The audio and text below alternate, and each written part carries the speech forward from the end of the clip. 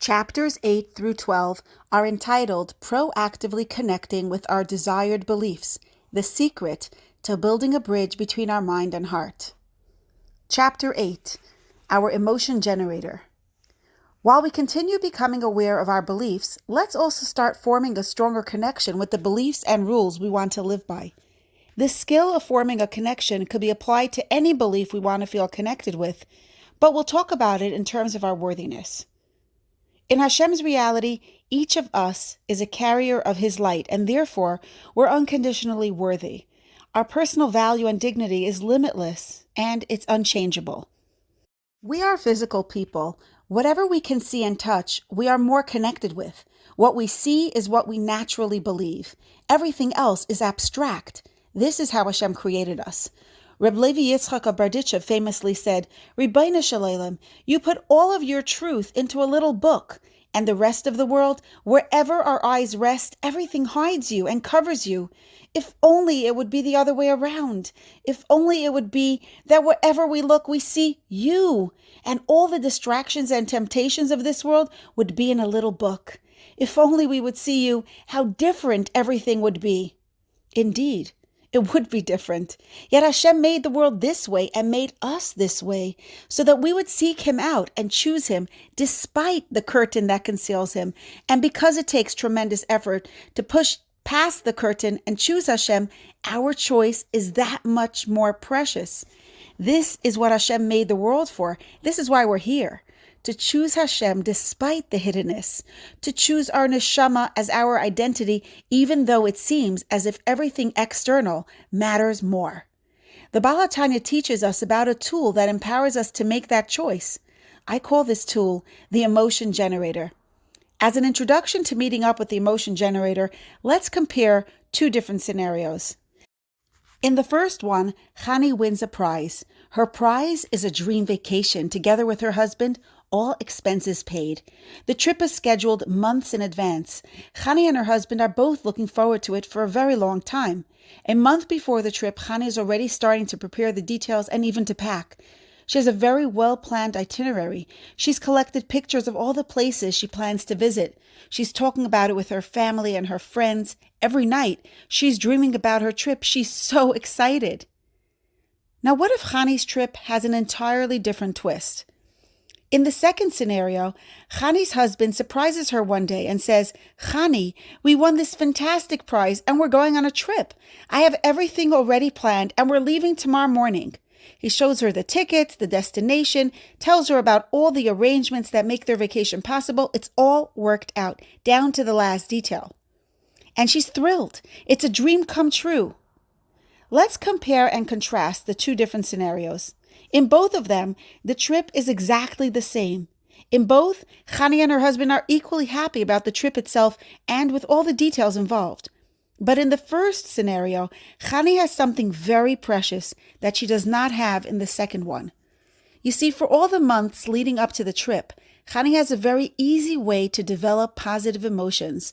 She has a picture in her mind that's so pleasant and wonderful. All she has to do is think about it for 10 seconds, and she's filled with joy, pleasure, and eager anticipation. She has a fantastic emotion generator. When we see something in front of our eyes, or when we're aware of something that's happening in the present moment, we automatically experience related emotions. If we see someone crying, we feel sad. If we hear that after years of waiting, someone gave birth to a healthy baby, we feel happy. But emotions are not just automatic responses to circumstances and events as they unfold. Emotions can also be triggered by events of the past and the future.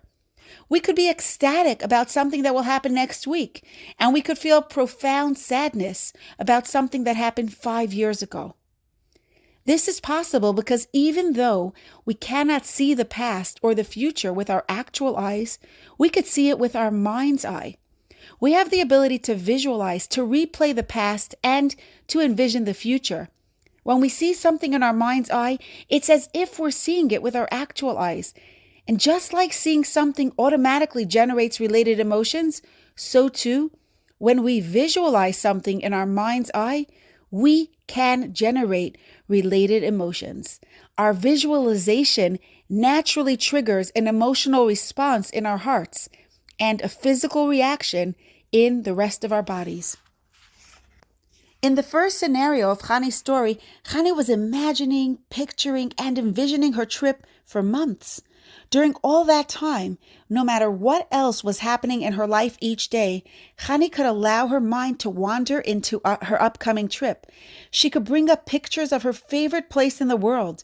She could see herself in that place, smiling, taking in all the magnificent sights and sounds. And as she saw those delightful pictures in her mind, she experienced delight in her heart and even in her toenails. Her body relaxed. In the second scenario, Chani has the same wonderful trip, but since she didn't know about it, she did not have the ability to envision it. She could not have the pleasure of visualizing the goodness and enjoying it for the few months preceding the trip. She may have had other pleasant things to think about and to visualize, but she did not have the one that the trip gave her. Emotions are not just automatic responses to events that are unfolding in the present moment. Emotions are also developed by the ideas and the pictures that we're consciously entertaining in our mind. The act of visualizing is an emotion generator. Each of us has the ability to create the emotions that we want to experience. We could generate a sense of happiness, a sense of security and calm. We could develop a sense of wholesome dignity and worthiness. We could create any emotion just by thinking about ideas or experiences that naturally lead us to that emotion. I used to associate the word action with all of our body parts except for my mind. I thought of my mind as a place reserved for thinking, not doing. But learning the Tanya taught me that thinking is a profoundly impactful form of doing. Just like there are different activities we can do with our feet, there are many different activities that we can do with our minds. When a thought pops into our mind, we didn't do anything. We didn't consciously invite that thought into our mind. But when a thought stays in our mind, that's when we're doing something. We're focusing our attention on that thought or idea. Focusing our attention on our particular thought is only one of the activities we can do with our minds. Other examples are visualizing, ruminating, planning, meditating, reflecting, and reasoning. We tend to think of our minds as a place where activity happens without our direction or involvement. But in all of these activities, there's so much room for us to get involved and choose our behavior.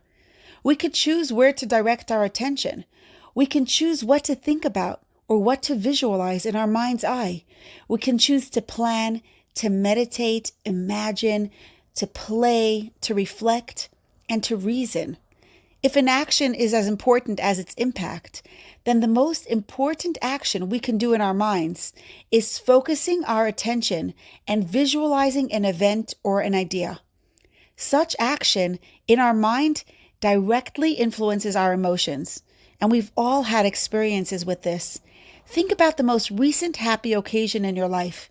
In the days leading up to that event, did you think about the special milestone? Did you envision details that brought a smile to your lips and a song to your heart? If you focused your attention on the exciting parts of the happy occasion, you felt excited. Here's another example. You're washing your dishes. As the water is running, so is your mind. You're thinking about how you were pulled over by the police and you got a ticket. You're thinking about how your debit card or your credit card was declined at the grocery store. You're thinking about your teenager's meltdown. As you replay these scenes in your mind, it's as if it's all happening again, here and now. Of course, as you do that, you try to rewrite some of the parts. You imagine what might have happened, what could have happened, what should have been. And as you do that, you get all worked up. Adrenaline is coursing through your body. Your heart starts racing. Your blood is on fire. What happened? Nothing. Nothing happened outside of your mind. But in your mind, those incidents are happening in full, vibrant color. You're watching each scene as if it's happening here and now. As a result, you feel upset. And the impact is not just on your emotions, it's on your body. Your back starts hurting. You get a headache. You might even feel feverish and nauseous. That's the power of visualization. It's an incredibly powerful action. It's an emotion generator. We visualize scenes only in our minds, but with that action, we generate emotions in our hearts and we trigger physical sensations in our bodies. Most of us use visualization in ways that we're not even aware of. We make decisions about who to speak with, when to speak, what to say, what to buy, what food to prepare, what to wear, all based on visualizing what might be or what has already been. So here's a summary of this chapter. When we see something, we automatically experience emotions related to what we're seeing. We have a physical eye and we also have our mind's eye. Whatever we visualize in our mind's eye creates emotions in our hearts and physical sensations in our bodies. Here are some questions to reflect and connect. When you're planning your menu or shopping for clothing, how does the act of visualizing impact your decisions? Where in your life does the act of visualizing impact your emotions? And here's an important one. Where does your mind tend to wander? What types of scenes or situations do you tend to visualize? Now here's an exercise you can do to grow your awareness. When your mind is not actively engaged in listening or understanding information, notice where it wanders. Notice the scenes that are playing and replaying themselves in your mind. What's the most beautiful space or the happiest event in your life? Consciously turn your mind to visualizing yourself in that space or in that situation. What's it like to experience that? Doing this is giving you practice with your emotion generator, the power of visualizing.